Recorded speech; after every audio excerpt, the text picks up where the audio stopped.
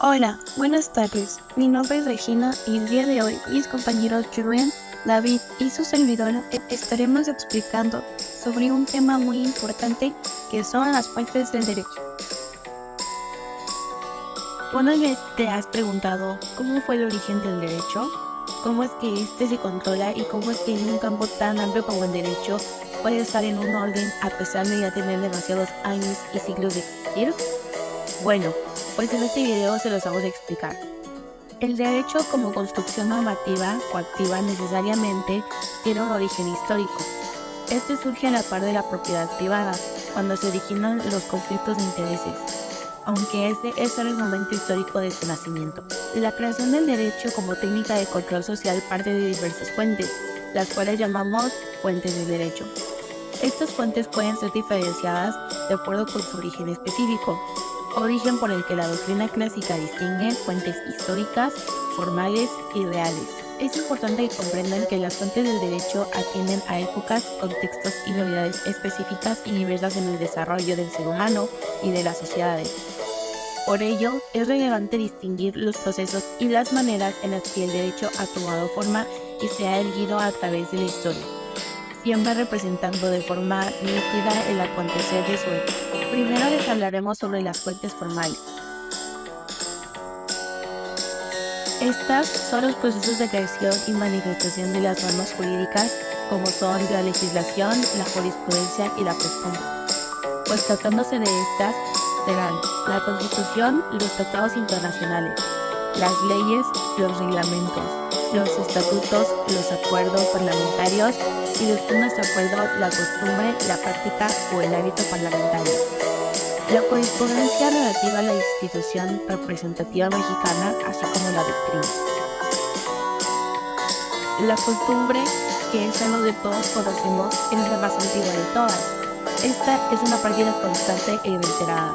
Puede ser una conducta positiva o negativa. Las conductas positivas son aquellas que cuentan con la aprobación social, mientras que las malas costumbres o las negativas son las que no lo tienen. Estas últimas son relativamente comunes y asociadas a los vicios y suelen promulgarse leyes para tratar de modificar las costumbres.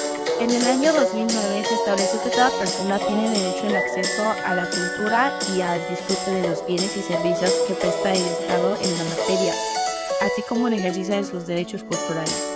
Para ello, el Estado promoverá los medios para la difusión y desarrollo de la cultura, atendiendo a la diversidad cultural en todas las manifestaciones y expresiones con pleno respeto a la libertad creativa, y la ley establecerá los mecanismos para el acceso y participación a cualquier manifestación cultural. Asimismo, con esta reforma se faculta al Congreso para que legisle en materia de protección de datos personales y en posesión de particulares. También se le facultó al Congreso para establecer los delitos y las faltas contra la Federación y fijar los castigos que por ellos deban imponerse.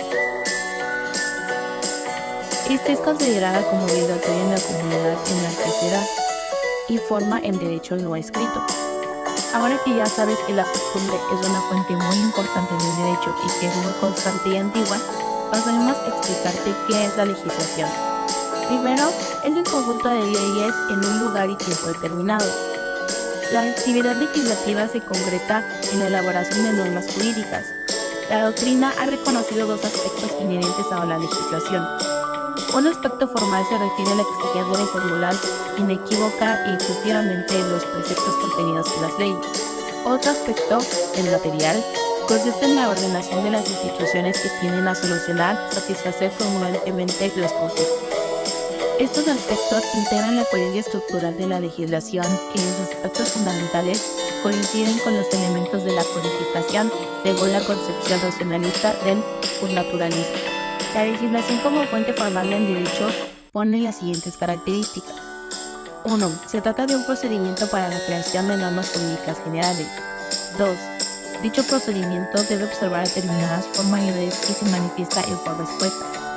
3. Existe cierta jerarquización entre las leyes que la integran. Y 4. Es producto de las políticas escogidas por los poderes del Estado.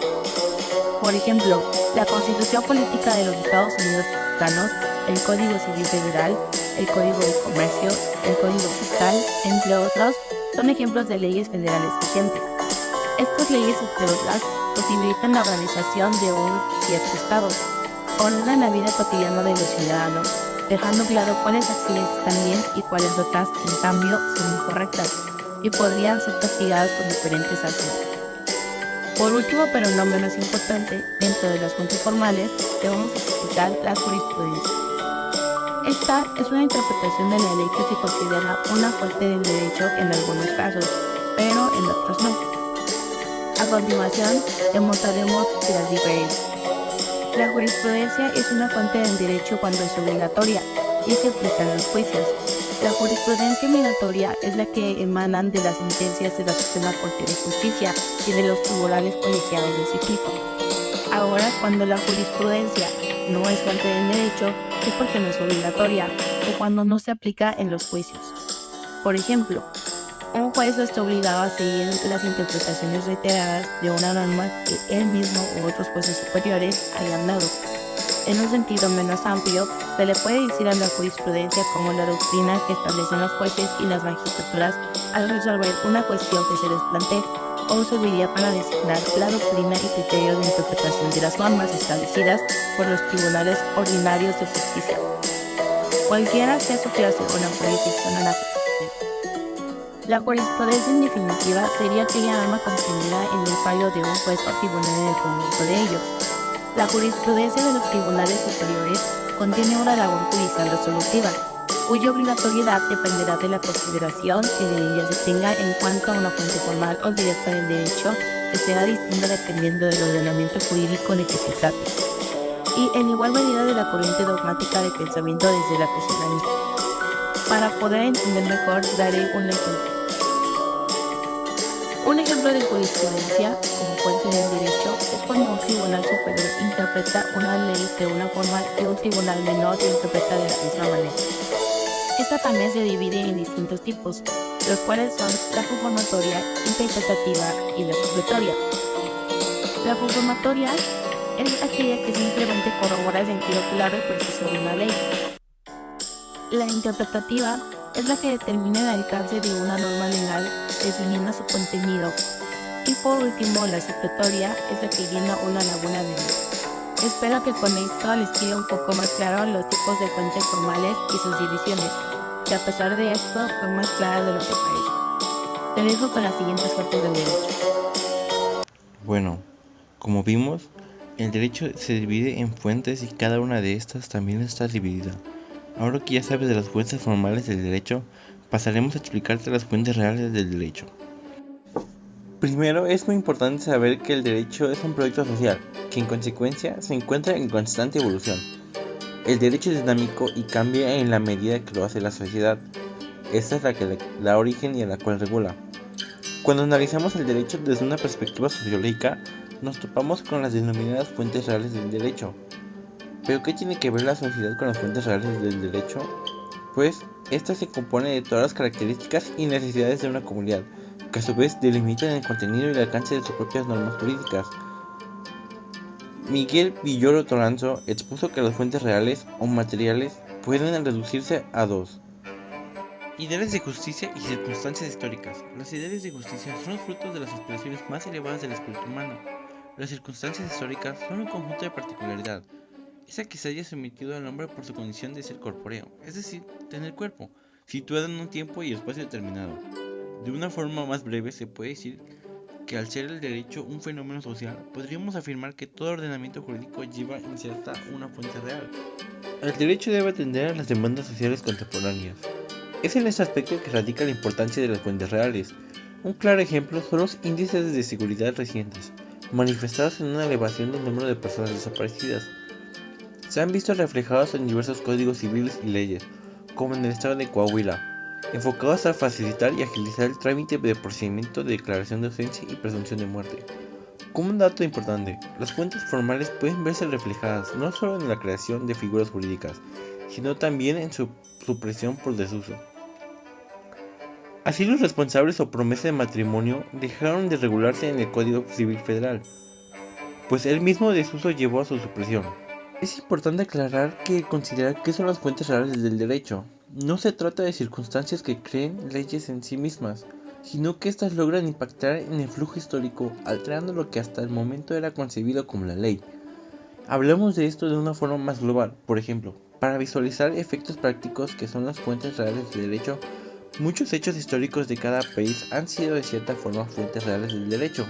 Las revoluciones, atentados, guerras o conflictos políticos y sociales pueden formar a las entidades encargadas de realizar cambios con respecto al ámbito jurídico del momento. Del mismo modo, hechos naturales como fenómenos climatológicos, escasez de algún tipo de materia prima o el peligro de extinción de un animal pueden influir en el flujo de la ley.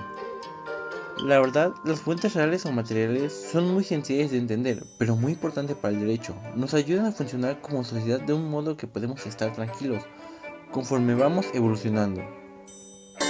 Como lo han mencionado mis compañeros, las fuentes del derecho son un tema súper importante para todos y todas, no solo en México, sino en todo el mundo.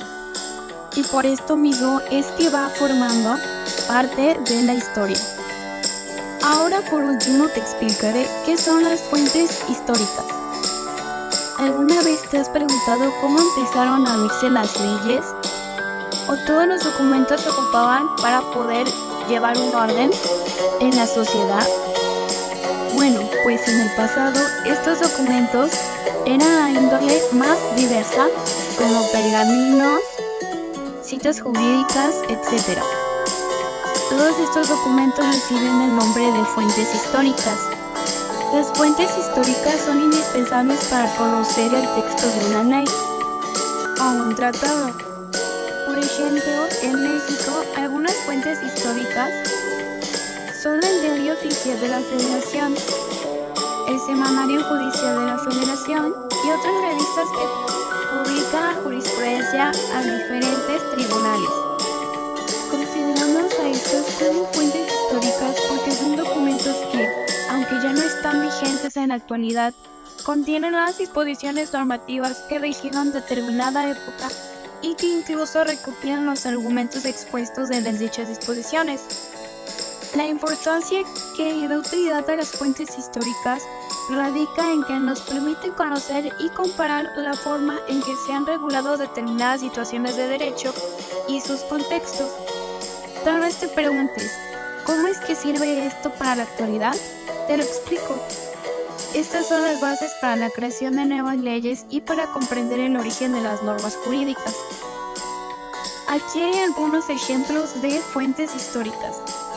La Declaración de los Derechos del Hombre y el Ciudadano de 1789, el Código de Hammurabi, las leyes de India, la Declaración de los Derechos del Buen Pueblo de Virginia de 1776, la Constitución norteamericana de 1787, la Constitución de Cádiz de 1812, y estos y entre otros muchos más son muy importantes en la historia del derecho. Ahora ya sabes cómo es que el pasado nos puede ayudar para mejorar en normas y leyes de hoy y del futuro. Como podemos darnos cuenta, las fuentes del derecho son los orígenes o fundamentos de donde surgen las normas jurídicas que regulan la vida en sociedad. Estudiarlas es esencial para comprender cómo se crean, interpretan y aplican las leyes en un sistema jurídico. Estas fuentes varían según las tradiciones jurídicas, como el derecho continental europeo, el derecho anglosajón y los sistemas jurídicos híbridos. El término fuente del derecho se utiliza en un sentido metafórico para referirse a los manantiales de donde brotan las normas jurídicas. Estas fuentes pueden clasificarse de acuerdo a su origen, forma o función dentro de un sistema jurídico, como las fuentes que les acabamos de explicar, que son las fuentes materiales, formales e históricas. Ahora les voy a explicar algunos puntos claves que ofrecen una visión general de cómo funcionan las fuentes del derecho y su relevancia en los sistemas jurídicos. Primero, las fuentes formales son los procesos y formas reconocidas por un sistema jurídico para crear normas válidas, como la legislación. Esta es una norma escrita aprobada por una autoridad competente. Es la fuente principal en sistemas de derecho continental. La costumbre, como ya se los habíamos explicado, es una práctica reiterada con aceptación jurídica. Y la jurisprudencia son las decisiones de tribunales que en algunos casos son vinculantes o interpretativas. Después están los principios generales del derecho, que son las normas no escritas que orientan el sistema jurídico y suplen las lagunas legales. En las fuentes materiales se encuentran los factores sociales, históricos, políticos y económicos que inspiran la creación del derecho. Y como fuentes históricas, que son los documentos y textos antiguos que han influido en el desarrollo del derecho contemporáneo, como el Corpus Iuris Civilis o la Carta Magna. Como las jerarquías normativas en la legislación tienen una estructura jerárquica, la Constitución es una norma suprema que regula la organización del Estado y los derechos fundamentales. Las leyes orgánicas y ordinarias desarrollan los principios de la Constitución. Y por último, los reglamentos, que son las normas emitidas por el Poder Ejecutivo para implementar las leyes. Como elementos esenciales de las fuentes se encuentra la legislación y se divide en el proceso, que es la iniciativa, discusión, aprobación, promulgación y publicación, y la obligatoriedad, que es la aplicación general y jerárquica. La costumbre se divide en elemento objetivo y subjetivo. El elemento objetivo es la práctica reiterada y el elemento subjetivo es la convicción de obligatoriedad. Después podemos ver sobre la jurisprudencia. Es importante en sistemas de common law, donde los precedentes son obligatorios. En derecho continental tienen un carácter interpretativo y pueden ser vinculantes en casos específicos.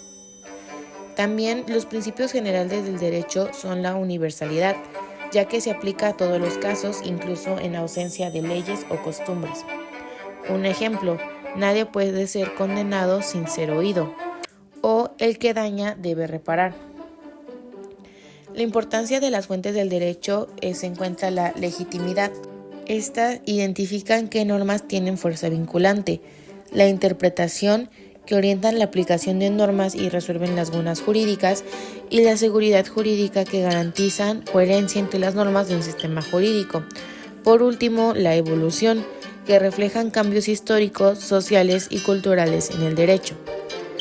Las diferencias entre sistemas jurídicos es que en el derecho continental la legislación es la fuente principal. En el common law, la jurisprudencia y los precedentes judiciales tienen mayor peso. Y en los sistemas híbridos, como los latinoamericanos, se combinan fuentes formales y tradicionales. Nuestro equipo espera que hayan podido comprender de una forma más clara y profunda acerca de las fuentes del derecho. Muchas gracias por su atención prestada.